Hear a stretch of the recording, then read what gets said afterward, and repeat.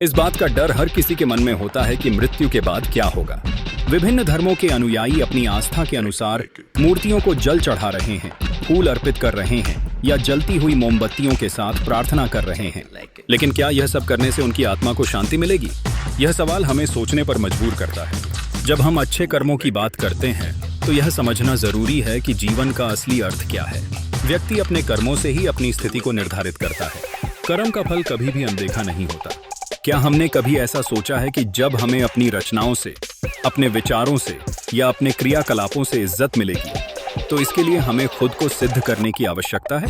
कर्मों का महत्व केवल धार्मिक क्रियाओं तक सीमित नहीं है। यह हर सुबह उठने से लेकर अपने परिवार के प्रति किस प्रकार का व्यवहार करने तक फैला हुआ है। जब हम दूसरों के प्रति दयालु और सहायक होते हैं, जब हम न्याय करने का प्रयास करते हैं, तब हम वास्तव में अपने कर्मों को मजबूत बना रहे होते हैं। हमें अपने हर कार्य का ध्यान रखना चाहिए, क्योंकि यही हमारे जीवन को सच्चा और सार्थक बनाते हैं।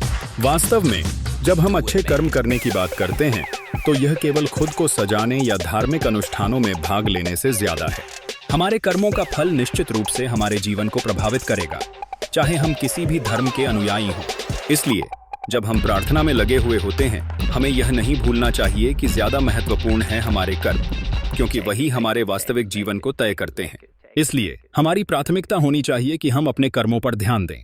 मूर्तियों को जल चढ़ाना या मोमबत्तियां जलाना महत्वपूर्ण है, लेकिन इससे ज्यादा महत्वपूर्ण है हमें जिन कार्यों को करना चाहिए उन्हें सही तरीके से करना।